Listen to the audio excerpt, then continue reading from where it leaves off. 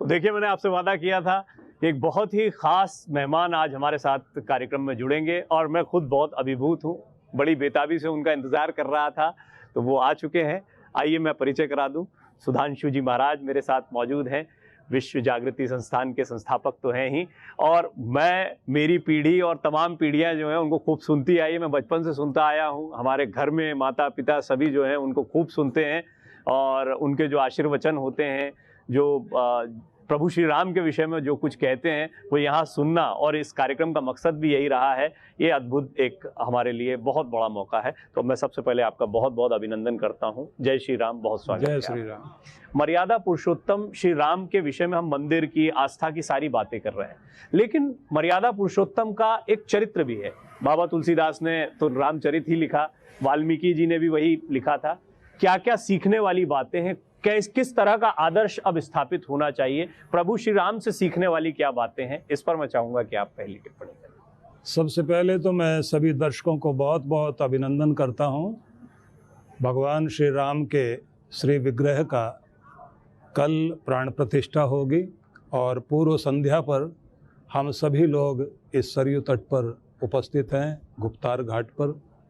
और यहीं से भगवान राम ने अपने धाम की यात्रा की थी, और भगवान राम के इस धाम में जहाँ हम लोग विराजित हैं, इस स्थान पर मैं अनुभव करता हूँ कि जैसे सरयू तट से भगवान राम जो हमारे हृदय में बसे हुए हैं, वो अपना स्वरूप हमें दर्शा रहे हैं, और कण कण में बसे हुए राम, हमारे सभी के हृदय में विराजमान राम, प्राण प्रतिष्ठा श्री विग्रह की होगी तो एक अमूर्त का मूर्त स्वरूप सामने आने वाला है।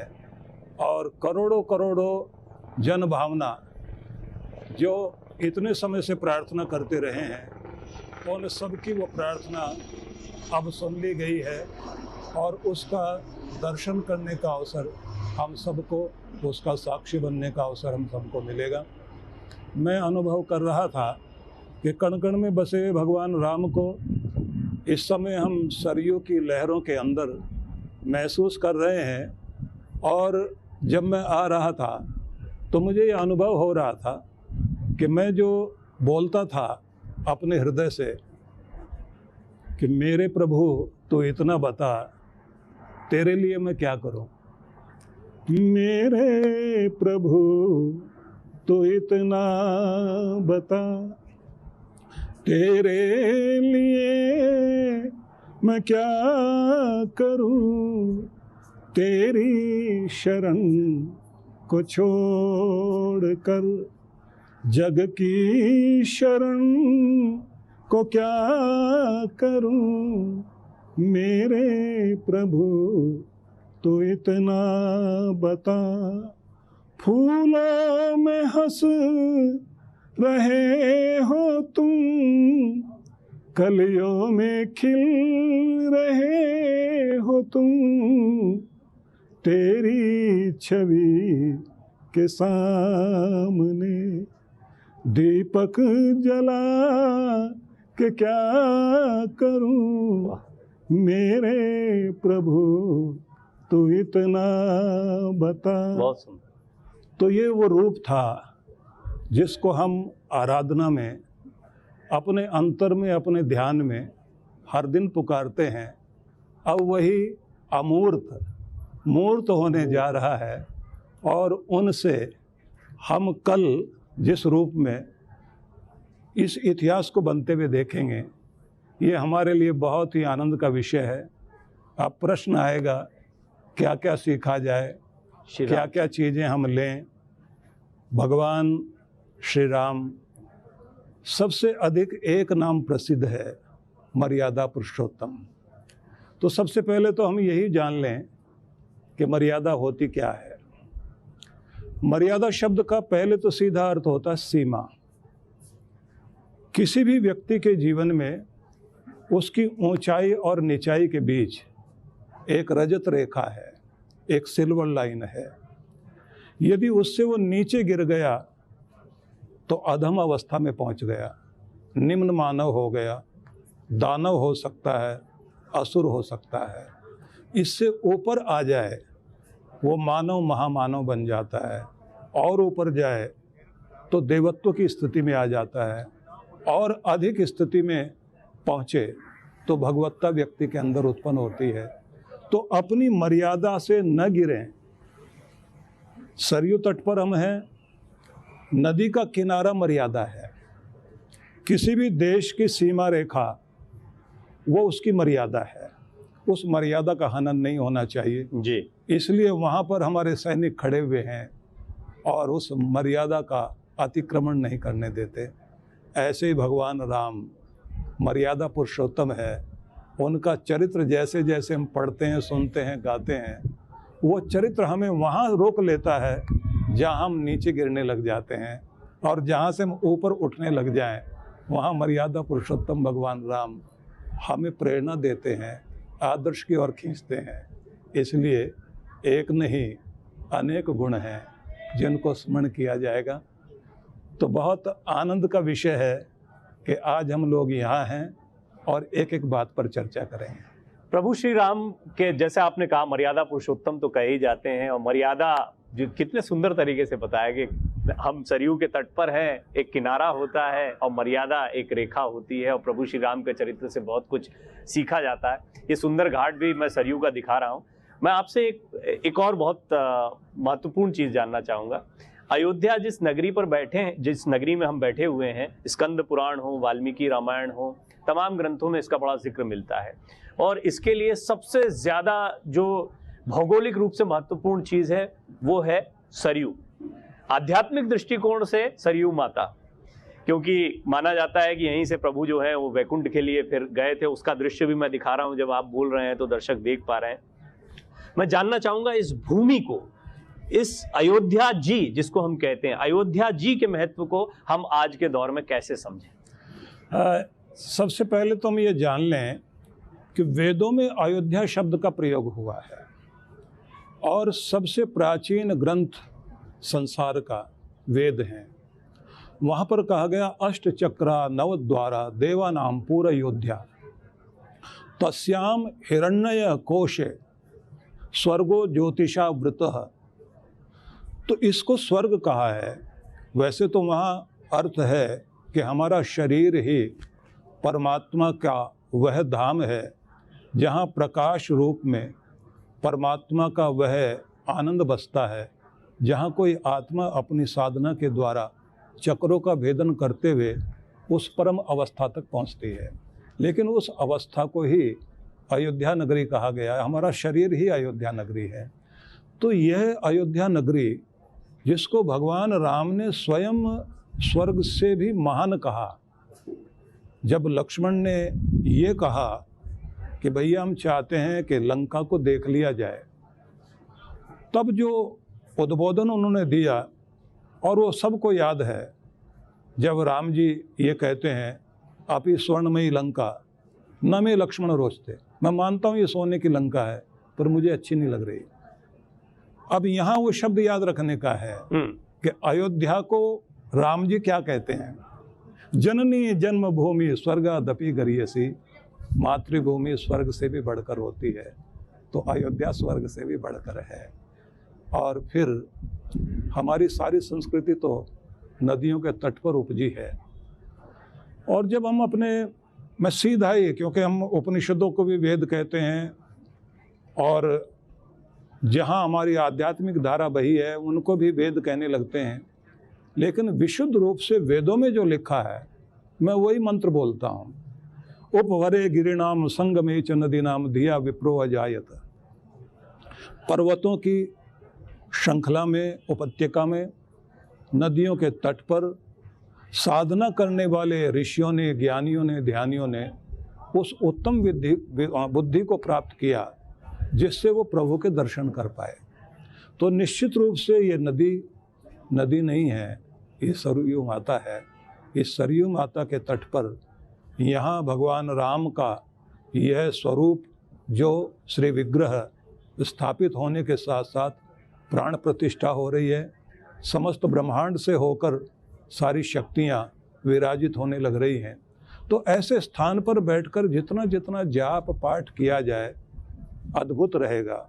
इसलिए पूरे संसार को मैं निमंत्रण देना चाहता हूँ कि अब तक अयोध्या को आप किस रूप में देखते थे, अब अयोध्या भक्तों के भक्ति से, उनके मंत्रों के उद्घोष से, जयकारों से जो रूप ले चुकी है, यहाँ आकर आप निश्चित रूप से गदगद अवश्य होंगे। एक कल प्राण प्रतिष्ठा में भी कई आचार्यों से बात हो रही थी, तो बड़ी एक सुंदर बात सामने आई मेरे कि यहाँ जो स्पंदन हो रहा है ये पूरे राष्ट्र के लिए स्पंदन हो रहा है, ऐसा समझ लीजिए। ये ऐसा नहीं कि मंदिर परिसर में एक मंदिर के लिए स्पंदन हो रहा है या किसी ऊर्जा का निर्माण हो रहा है। जानना ये भी चाहते हैं, कई दर्शक पूछते भी हैं प्रश्न कि पूरे राष्ट्र पर मंदिर निर्माण का या प्रभु श्री राम के विराजित होने का क्या फर्क पड़ेगा, हमारे जीवन में, हमारे उत्थान में ये कैसे योगदान देने वाला है या कैसे हमारा जीवन बेहतर होने वाला है। इसके दर्शन को हम जरूर समझना चाहिए। सबसे पहले तो हमें ये जानना चाहिए कि पूरे विश्व भर के लोग यहाँ आएंगे और अब तक जहाँ जो हमारे स्मारक हैं, पर्यटक जहाँ जहाँ जाते हैं, उन पर्यटन स्थलों से भी कहीं अधिक पर्यटन यहाँ का होने वाला है। आर्थिक रूप से भी लाभ तो होगा ही, लेकिन दूसरी जगह लोग पर्यटन करके मनोरंजन तो कर लेते थे, संस्कृति का संदेश नहीं मिलता था। क्योंकि संस्कृति वही है जो हमें कुछ सिखाती है, और ये देव संस्कृति है, ये आर्य संस्कृति है, राम की संस्कृति है। खुद खा लेना ये प्रकृति है। हर आदमी का हाथ अपने मुंह की तरफ जाता है। आप मूंगफलियाँ सर्दियों के दिन है लोग खाते हैं, दाना फेंक कर भी मारे हैं तो सीधे मुंह में जाता है। खुद खाने की प्रवृत्ति व्यक्ति की बहुत स्वाभाविक है। दूसरे को खिलाना पड़े तो धूप में बैठ कर के भी खीर खिलाएगा तो नीचे गिर जाएगी, क्योंकि दूसरे को खिलाने की प्रवृत्ति नहीं है। तो खुद खाना प्रकृति है, दूसरे का छीन कर खाना विकृति है, लेकिन अपना हिस्सा दूसरों को देकर खिलाकर पेट भरना ये राम जी की संस्कृति है। क्या बात। और इस संस्कृति का संदेश व्यक्ति को यहाँ से मिलेगा जी। ये पर्यटन केवल पर्यटन नहीं है, यहाँ आकर व्यक्ति सीखेगा भाई के साथ कैसे प्रेम किया जा सकता है। यहाँ आकर व्यक्ति सीखेगा अपने माता पिता का सम्मान कैसे किया जा सकता है। यहाँ आकर व्यक्ति को सीखने का मौका मिलेगा कि दुनिया का ऐश्वर्य, वैभव, राजपाट भी सामने हो, अगर बड़ों की आज्ञा हो गई तो उसे भी त्यागा जा सकता है। और जिसको निष्कंटक राज मिलने लगा, उस भरत ने भी अपने भ्राता के प्रेम में आकर धर्म और कर्तव्य का निर्वाह करते हुए जी उस राजगद्दी को भी त्याग दिया। और ये पूरे विश्व भर में एक पहला उदाहरण है जहाँ 14 वर्षों तक खड़ाऊ राज करते रहे। आपने दुनिया का जितना इतिहास पढ़ा होगा उसमें जनरली गद्दी के लिए लड़ाइयाँ पड़ी होंगी, भाई ने भाई को खत्म किया होगा, लेकिन ये बहुत सत्य है कि एकमात्र उदाहरण मिलता है जब भाई की खड़ाऊ पर राज किया गया हो। प्रभु श्री राम के चरित्र के विषय में हम बात कर रहे हैं, हम एक राम राज्य की परिकल्पना की बात करते हैं। यानी ये भी आप नहीं देखते कहीं और कि किसी के नाम से किसी नीति की या किस तरह से शासन किया जाए इसकी परिकल्पना की जाती है। इतना बड़ा आदर्श स्थापित कर गए प्रभु श्री राम। इस संकल्पना के लिए राम के चरित्र को अपनाने और वो हमारे जीवन में आ पाए, हमारे राष्ट्र के उत्थान में वो सामने दिखाई भी दे, आप इसकी क्या संभावनाएं आप देखते हैं? जानने के लिए आवश्यक है कि भगवान राम वनवासी रूप में जब अपना वह प्रवास और उनकी यात्राएं चल रही थी, उन दिनों में जिस प्रकार से उन्होंने वनवासियों को, उनकी शक्ति को जागृत किया, उनके कौशल का विकास किया, उनको इतना प्रशिक्षित कर दिया कि बड़ी से बड़ी सेना का सामना करने के लिए वो तत्पर हो गए। और जहाँ जहाँ पर उपनिवेश बना लिया था खरदूषण के द्वारा रावण ने, उस सब को खाली करवाया। एक खंडित होते हुए देश को अखंड बनाया राम जी ने। सबसे पहला कार्य तो ये, क्योंकि उस समय 4 राज्य दिखाई देते थे। एक राज्य था असुरों का जो लंका में था और वो चलते चलते कहाँ तक आ गए थे, दंडकारण्य तक आकर के उन्होंने अपना प्रभाव जमा लिया। उस समय में कमजोर की शक्ति बनना राम जी ने किया। खरदूषण जैसे वे लोग जो अपना उपनिवेश, अपनी कॉलोनी बनाकर बैठ गए थे, उनको निकालना, वहाँ पर अपनी एक शक्ति का वैभव को बढ़ाना, शक्ति का प्रादुर्भाव करना, और जो हमारे ऋषि मुनि लोग शिक्षा को, विज्ञान को विकसित कर रहे थे, उन विज्ञान को विकसित करने वाले ऋषियों को ये लोग सताने वाले लोग थे, राक्षस लोग। तो उनसे उनको हटाकर, क्योंकि राम जी हरिदमन भी हैं, ये रूप भी उनका है, तो एक दुर्बल जो असहाय लोग थे उनको शक्ति देना, अपनी जगह को खाली कराना, राष्ट्र की मुख्य धारा में शामिल करना, और फिर उन्हें जीने के योग्य बनाना। और बाद में जैसे राम जी ने राज करते समय, राम जी की 24 पीढ़ियों का वर्णन मिलता है, जिस प्रकार से उन्होंने पूरे देश को, पूरे आर्यवर्त को और वहाँ के समाज को जैसे आनंदित किया, एक एक की पीड़ा के लिए जिए।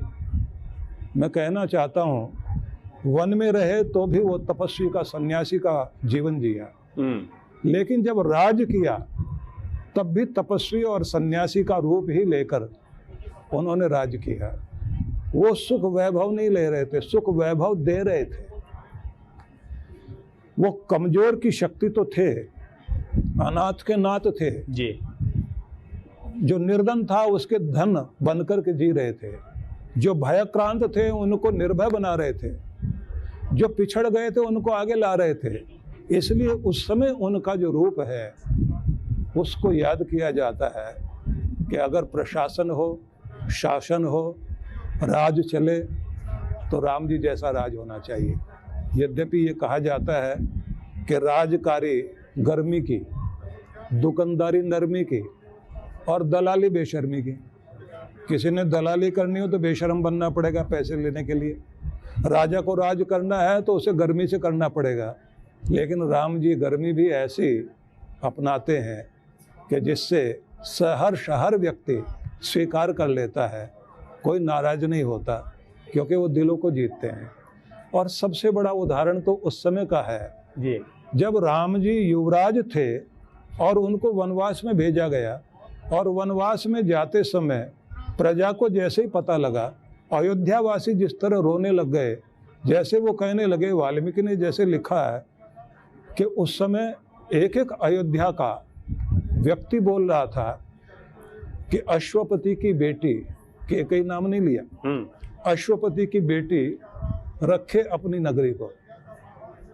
अब इन घरों में यज्ञ का धुआं नहीं उठेगा, अब यहाँ अग्नि चूल्हे में नहीं जलेगी, अब यहाँ बच्चे आंगन में नहीं खेलने वाले, क्योंकि हम अपने राम के साथ जा रहे हैं। इतना प्रेम था। और किस तरह से राम जी बच करके निकले, क्योंकि वो चाहते थे कि प्रजा में विद्रोह ना हो। तो राम जी मनोवैज्ञानिक भी हैं, हृदय को भी समझते हैं, हृदय में बसते भी हैं, इसलिए प्रिय दर्शन भी हैं। उनके बहुत सारे रूप हैं।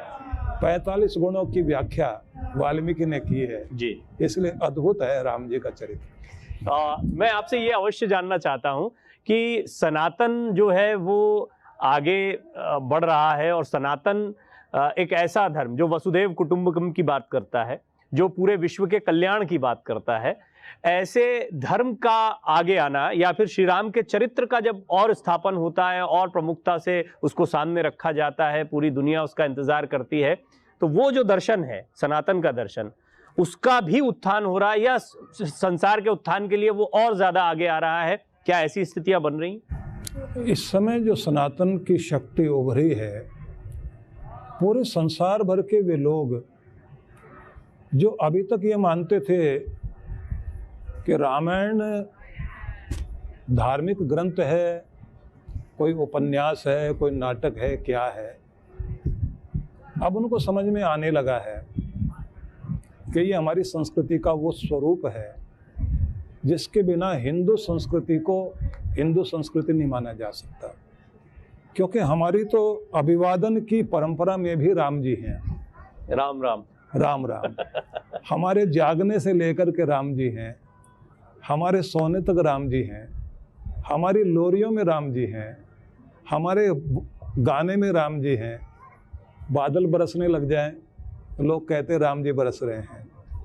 और तो और व्यापारी अपनी तराजू लेकर तोलने बैठता है तो पहला शब्द जो पहली बार तोलकर डालता है तो वो एक नहीं बोलता, तब भी वो राम बोलता है। दूसरा तोल करके डालेगा तब वो दो बोलेगा, लेकिन पहला, दुनिया में पहला अक्षर क्या हो सकता है? राम, क्योंकि राम पहले हैं। इसलिए इस समय ये संस्कृति जो जावा में, सुमात्रा में, इंडोनेशिया में, बाली में, कोरिया में, थाई देश में, बर्मा के अंदर और सुदूर देशों तक जिस संस्कृति के अवचिन्ह दिखाई देते हैं, राम जी की गाथाएं गाई जाती हैं। कंबोडिया तक के देशों में, अगर आप कंबोडिया में भी जाएं तो वहाँ भी किस तरह से अब भी बहुत बड़े बड़े मंदिर, भव्य प्राचीन मंदिर हैं और गाथा को गाया जाता, मंचन किया जाता है। निश्चित रूप से। और जिस तरह से आप बाली द्वीप में जाकर के देखें, चारों तरफ बोलबाला है। थाई देश के अंदर अयोध्या को अयोध्या बोलते हैं वो लोग, और जिस तरह से वो गुणगान करते हैं तो चारों तरफ था। लेकिन अब संस्कृति का प्रवाह अविरल रूप से जो प्रवाहित होने लगा है, तो अब लगता है कि संस्कृति का अभ्युदय है, अब शंखनाद है। राम जी हृदय में तो वास कर ही रहे थे, मूर्त रूप में यहाँ भी विराजित होने लगे हैं। और अब लगता है जिस ध्वज को राम जी भगवान हर दिन आकाश में सूर्य के रूप में, जब लाली आती है उस रूप में प्रचंड करते हैं, अब लगता है वो चारों तरफ लहराने वाला दिखाई दे रहा है। और वो प्रशस्ति भी होगी, क्योंकि हम लोग सूर्य उपासना करने वाले लोग हैं जी। और सूर्य उपासना में कहा जाता है तेजो सी तेजोमयी धेहि, तेज पुंज। जो तेज तुम परमात्मा से लेकर आए हो वो तेज हमें भी दो। हम लोग कहते हैं स्वस्ति पंथाम अनुचरेम सूर्य चंद्रमसा विव, हम कल्याण के मार्ग की ओर चलें जैसे सूर्य और चंद्र चलते हैं। पूछा गया कि वो सूर्य का मार्ग क्या है, वो शिक्षा क्या है, कि जब भी सूर्य आता है हजारों रास्ते एक साथ दिखाई देने लग जाते हैं जो अंधेरे में लुप्त हो गए थे। कि जो रास्ता दिखाए, राम जी की संस्कृति, राम जी का स्वरूप मार्ग दिखाता है। और सूरज के उगते ही जिस तरह से फूल खिलते हैं, राम जी की ये संस्कृति प्रत्येक व्यक्ति के चेहरे पर मुस्कुराहट लाती है। जैसे सूरज के साथ दुनिया की घड़ियां जुड़ी हुई हैं, क्योंकि काल चक्र, समय चक्र सूर्य है, ऐसे ही मैं तो ये कहूँगा कल से समय दो भागों में बंट जाएगा। एक थोड़ा सा गंभीर प्रश्न भी मैं आपके सामने रखना चाहूँगा। आपको मैंने बहुत सुना, आपकी बातों में दर्शन भी है। षड दर्शन हमारे लिए बड़ा महत्वपूर्ण है, बल्कि हमारे यहाँ तो नास्तिक दर्शन को भी उतना ही महत्व दिया गया, ऐसी पावन धरा है। लेकिन आपने दर्शन पर बड़ा जोर दिया और आपने बताया भी कि जैसे जो दार्शनिक तथ्य है कि हमारे भीतर ही अयोध्या है, हमारे भीतर भी प्रभु श्री राम है। ये दो एक ऐसी चीजें आती हैं जिसके बाद आज के कई युवा भी प्रश्न करते हैं कि भीतर राम है, फिर मंदिर जो होता है उसके महत्व को और प्रतिमा के महत्व को, प्राण प्रतिष्ठा के महत्व को कैसे देखा जाए। जो हम भौगोलिक रूप से प्रभु का सारा प्रवास देख रहे हैं, अधिवास देख रहे हैं, उसका महत्व, और भीतर जो दर्शन की हम बात करते हैं, ये दोनों कहाँ आकर मिलते हैं और कैसे एक दूसरे से परस्पर जुड़े हुए हैं? देखिए, वैसे तो अगर हम समझें मंदिरों को निर्मित करने की जो अपनी परंपरा है, तो इसमें जहाँ पर मंदिर बनता है वो लाखों सालों का ताप सहकर प्रकृति का जो पत्थर तैयार हुए उनको जोड़ करके, जिसमें लोहे का प्रयोग नहीं होता, उस तरह से मंदिरों का निर्माण होता है। जिस स्थान पर मूर्ति की स्थापना होती है उस स्थान की भी अर्थिंग की जाती है। वहाँ इस तरह से रखा जाता है, डोम से ऊपर गुंबद से आती हुई ब्रह्मांड की ऊर्जाएं जी, जो कलश लगता है उस कलश के माध्यम से ब्रह्मांड से ऊर्जा जो भी फैली हुई है चारों तरफ, देव ऊर्जा, उस देवी ऊर्जा को वो कलश लेकर नीचे आता है डोम से होते हुए मूर्ति में आती है। मूर्ति की तरफ जब आप अपना ध्यान करते हुए पाठ करते हैं, वो ऊर्जा आपको मिल रही होती है।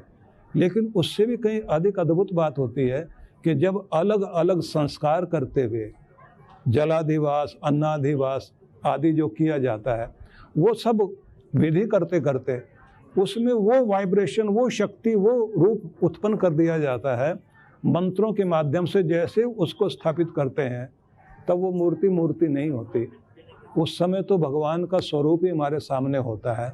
और जब हम आँखों की तरफ देख रहे होते हैं भगवान की, तो करुणा निधान का रूप सामने महसूस होता है। और तब ये लगता है कि पूरी दुनिया में कोई मेरे ऊपर दया करेगा नहीं करेगा, लेकिन एक तो है जो हमेशा दया करता है। सबके दरवाजे बंद हो सकते हैं, लेकिन ये द्वार कभी बंद होने वाला नहीं। व्यक्ति जब वहाँ अपनी झोली फैलाता है, तब उस समय वो धन्यवाद करता है कि मेरे पास जो भी कुछ है वो तेरा दिया हुआ है। मैं जो कुछ खा रहा हूँ, देने वाला तू है। मेरे 2 हाथ हो सकते हैं, पर तू 1000 हाथ वाला है। तो उस समय वो गदगद होकर प्रार्थना करता है, और उस समय उसके हृदय में परमात्मा अपनी कृपाएं बरसाते हैं। आपका बड़ा एक सुंदर वचन है, आपने जो आप श्रद्धालुओं को बता रहे थे, वो बड़ा आनंदित करने वाला है। उसमें एक महत्वपूर्ण बात यह है कि आप कहते हैं बेवजह भी मुस्कुराओ, और अब हम देख रहे हैं कि वजह है एक बहुत बड़ी मुस्कुराने की। आपको लगता है एक सकारात्मकता का संचार हो रहा है, ये जो प्रसन्नता का भाव भक्तों में देखने को मिल रहा है, उत्साह देखने को मिल रहा है, पूरे राष्ट्र में किस तरह का इस संचार हो रहा है इससे? ये तो दीप उत्सव का अवसर तो सामने आया ही है, लेकिन राम जी की संस्कृति तो हर एक व्यक्ति को उल्लसित करती है, आनंदित करती है, खिलखिलाने के लिए मजबूर कर देती है। यही तो वो समय है जब हंसने का, मुस्कुराने का, आनंदित होने का अवसर हमारे सामने आया है। और जिस पर फिर राम जी कृपा करते हैं, वो तो हर रूप में मुस्कुराता ही है, आनंदित होता है। और ये हमें ध्यान भी रखना चाहिए कि राम जी के स्वरूप को जब आप ध्यान में लाएंगे, तो कलाओं को आप, राम जी की जो कुछ लोग कहते हैं 12 कला, कुछ कहते हैं राम जी 14 कला पूर्ण है, तो उन कलाओं में एक कला का नाम तो मुदिता ही है।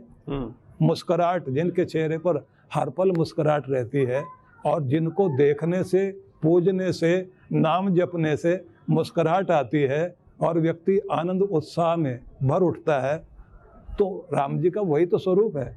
और ये तो अवसर ही ऐसा है कि जिस समय हम लोगों को आनंद मनाने का और ये महोत्सव लगातार अपने घरों तक ले जाने का, नगरों तक, ग्रामों तक ले जाने का अवसर है, तो इस समय तो सबको बहुत बहुत बधाई है।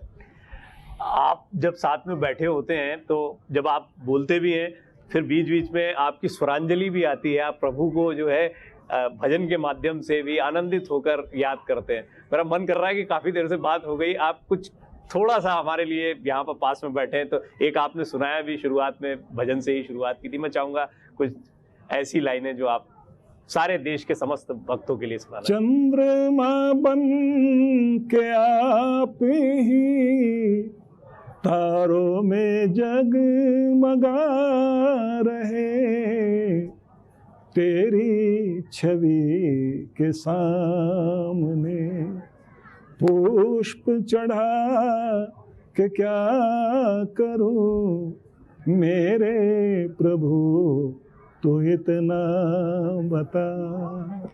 वाह, सुंदर। कुछ और महत्वपूर्ण विषय आते हैं कि एक तो हम देखते हैं कि प्रभु श्री राम और अयोध्या नगरी, इसका इतिहास अमिट रहा, चाहे जितने प्रयास हो गए हैं।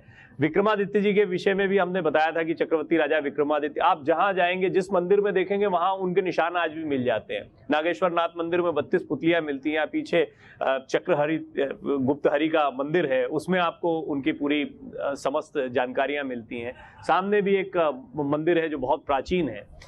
ये सारा इतिहास जो है वो पुस्तकों के माध्यम से, वो जो ग्रंथ हैं हमारे, उनके माध्यम से रहा, वाल्मीकि रामायण और पुराणों के माध्यम से, रामचरितमानस के माध्यम से।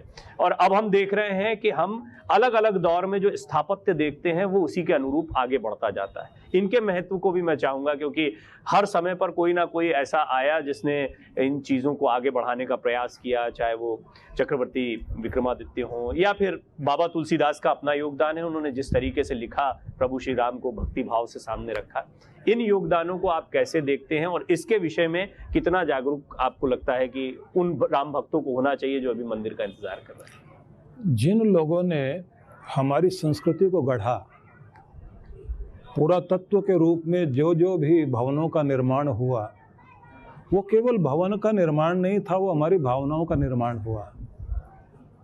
अहिल्याबाई होलकर को याद करना इस समय समीचीन होगा, जिन्होंने संकल्प ले करके किस प्रकार से भगवान का नाम ले लेकर बाबा विश्वनाथ की स्थापना, बाबा विश्वनाथ का सुंदर मंदिर और अनेक अनेक मंदिरों की स्थापना उन्होंने की।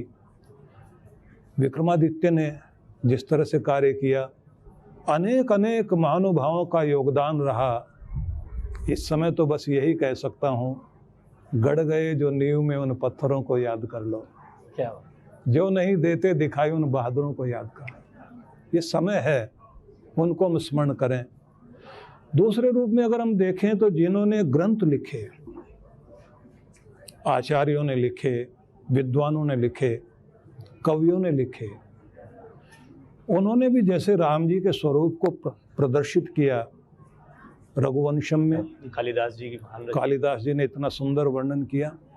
भवभूति ने कारुणिक रूप को लोगों के सामने रखा, लेकिन साथ साथ ये भी कह गए कि मेरे राम हैं कैसे। वज्रादपि कठोराणी कुसुमादपि मृदूनी, दो रूप दिखाई देते हैं। अपने लिए बहुत कठोर हैं, अपना दुख दुख नहीं लगता, दूसरे के दुख के लिए तो फूल जैसे कोमल हो जाते हैं। ये भी चरित्र जो गढ़े गए, ये भवन बने हैं ग्रंथों के माध्यम से लोगों के हृदय में, अलग अलग रूपों में जो जो भी। और जो ये सामान्य रूप से कहा जाता है, मैथिली शरण गुप्त ने जो कहा, राम तुम्हारा चरित्र स्वयं ही काव्य है, कोई कवि बन जाए सहज संभव्य है, कोई भी कवि बन सकता है। लेकिन ये भवन बने हैं भावना के हृदय में, और इस समय जो भवन बना है ये करोड़ों करोड़ों राम भक्तों के दान के द्वारा बना, और मैं तो कहूँगा दान के ब्याज से बना। आप समझ लीजिए कि कैसी भावनाएं रही होंगी कि बरसों बीतते चले जाएंगे, राम काज के लिए न धन की कमी रहेगी, न भावना की कमी रहेगी, और न किसी प्रकार के उत्साह की कमी रहेगी। एक से एक लोग आते रहेंगे, राह चलती रहेगी, गीत चलते रहेंगे, गुणगान चलता रहेगा, और इसी तरह से ये ध्वज ऊंचा उठता रहेगा। एक और दर्शन से जुड़ा सवाल मैं आपसे जरूर पूछना चाहूँगा।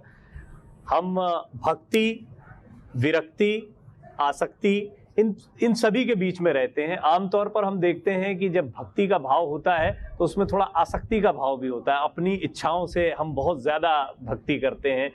मनोकामना पूर्ति, हम तो देखते हैं कि तमाम मंदिर भी जो है वो मनोकामनाओं की पूर्ति के लिए ही स्थापित होते हैं, होती भी हैं मनोकामनाएं पूर्ति। लेकिन विरक्ति जो है उसको माना जाता है कि एक विरक्त होना या आसक्ति से दूर होना, ये दर्शन के लिहाज से भक्ति का चरम होता है। ऐसे दौर में हम भक्ति को कैसे समझें, और मंदिरों की और जो अभी प्राण प्रतिष्ठा हो रही है इसकी महिमा को, प्रभु श्री राम के चरित्र को कैसे समझें, खासतौर पर प्रभु श्री राम के चरित्र से। राजा हैं लेकिन आप देख रहे हैं कि सन्यासी के भाव से किस तरीके से पूरा जीवन, आप थोड़ा इस पर प्रकाश डालें। भगवान श्री कृष्ण ने गीता में 4 तरह के भक्तों का वर्णन किया। चतुर्विधा भजन्ते माम जना सुकृतिनो अर्जुन। उनमें एक वे हैं जो दुख पड़ने पर भगवान का नाम लेते हैं, एक वे हैं जो कामना से भगवान की भक्ति करते हैं, एक वे हैं जो जिज्ञासु हैं, एक ज्ञानी हैं।